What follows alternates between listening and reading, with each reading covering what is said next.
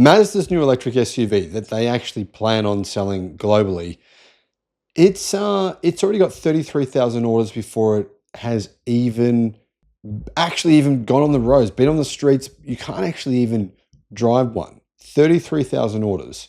And that's from one single country alone. Mazda, guys, they're very well known for being, I wouldn't say anti-EV, but Mazda has said that they don't care about EVs, that their focus is this. In fact, direct quote from their CEO, to perfect the internal combustion engine. They said that last year, towards the end of last year. So around 6 months ago, Mazda said their focus was not EVs, but was to perfect the internal combustion engine. Now, after getting this many orders for an EV that, well, to be honest, they don't even make, it's essentially contract manufactured, maybe Mazda will change their mind about EVs and how much demand there actually is for them. Hello, my friends. Welcome to the channel. I'm Sam Evans. If you get any value from this video, please like and subscribe to the channel. It supports the channel. Thank you. Mazda's partnership with Chang'an is, well, what's been a smart move because, like I said, Mazda doesn't make EVs, really. Kind of does. It's got the MX-30, but I mean, no one bought that. So that vehicle is essentially dead now. Chang'an actually build pretty good EVs. Building on the momentum of the EZ6 sedan, the new EZ60 electric crossover has gotten 33,000 pre-orders in China before even getting to dealerships. That's amazing considering the options in China. There is so many choices, so many other cars that are better than this, I think anyway. But clearly, the Mazda brand still does hold some cachet even in China where people know it's Mazda don't make Mazdas. Anyhow, strong demand comes ahead of a launch of this vehicle in Europe where it will be called the CX-6E. So yeah, I mean, Mazda obviously are going to be sending these Chinese EVs to Europe and calling them Mazdas. So that's a good thing, I think. The EZ60 actually made its debut at the Shanghai Auto Show and it got significant interest, getting 10,000 pre-orders within the first 2 days.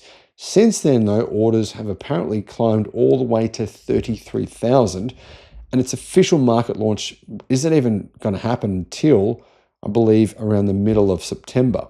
So, what is this vehicle? Is it actually any good? Well, it's 4,850 millimeters long. It's a bit bigger than a Tesla Model Y, actually very similar size to the Zeekr 7X. It's a mid-size, you could say mid to large SUV, and it's going to have both, well, two options.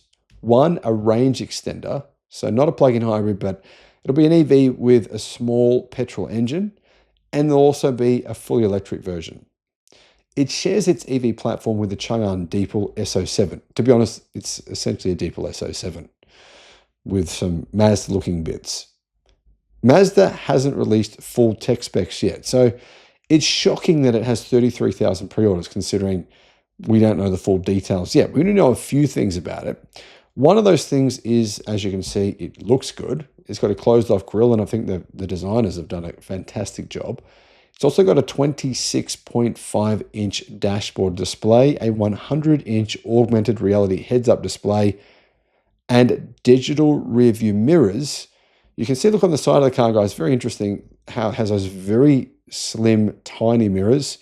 Well, those are actually cameras, and they send information to the mirrors which are actually inside the car. The reason for digital mirrors is actually because of aerodynamics. If you make the mirrors really tiny like that, it does help improve range by a little bit. And I guess it kind of does look kind of cool as well. In addition, it gets a 23-speaker sound system, heated and ventilated seats, and a pretty nice looking interior. So in Europe, and I believe possibly in other countries around the world as well, this vehicle will be called the Mazda CX-6E. The sedan version will be called the Mazda 6E. And pricing, well, what's crazy about this is people don't even know the price, and they've still put in 33,000 orders. Absolutely wild. The price for the sedan, though, they do know. It starts at $22,000 US, and the most expensive version is $25,000 US. So I'm going to guess It'll be pretty expensive in Europe because in Europe, the Mazda 6e starts at 45,000 euros. That's 52,500 US dollars. That's the sedan. I'm going to guess the SUV version is going to be a bit more expensive, probably looking at about 50,000 euros, which is absolutely wild considering the price. The price difference is crazy, isn't it? The fact that they charge more than double the price in Germany that they charge in China is hard for me to quite understand that. Anyhow, the sedan version is probably going to have the same, I believe the SUV that you're looking at here, probably going to have the same battery pack, similar range to the SUV version, right?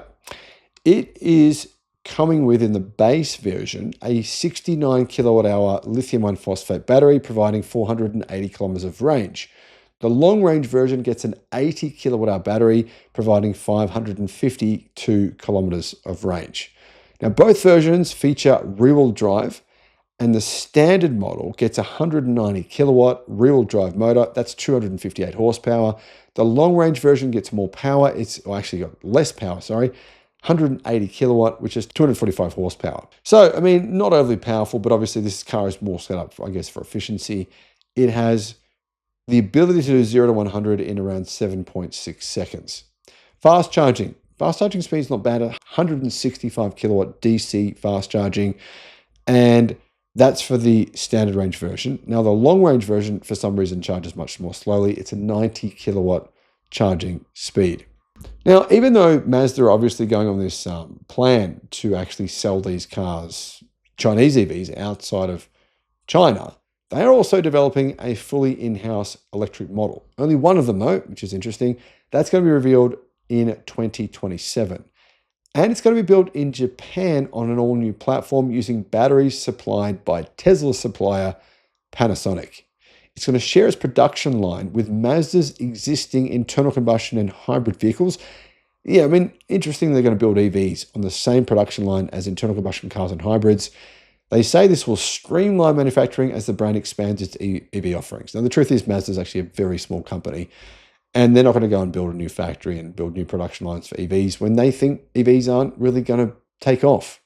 I mean, the CEO of Toyota, who basically runs the Japanese automotive industry, he's the president of the Japanese automotive industry, he says that EVs will never hit more than 30% market share worldwide, even though they're already at about 25% this year and continuing to grow every year. Panasonic, obviously, have been successful, right? Supplying Tesla with batteries. I'm going to guess Panasonic don't agree with that. But Mazda appeared to be on board with Toyota. They're not really all that into EVs, electric cars. They're sort of like lukewarm about it all. They really think internal combustion is where it's at. They're emotional and they feel strongly about internal combustion. But that all said, it's good to see Mazda getting these orders. I'm going to guess they didn't expect this. I'm going to guess that they thought, oh, this is more of a compliance car. And when they got 33,000 orders for a car that no one even knows what the price and specs are, I mean, they must be thinking to themselves, whoa, maybe a lot of people actually do want electric cars. What are your thoughts? Let me know in the comments. Bye-bye.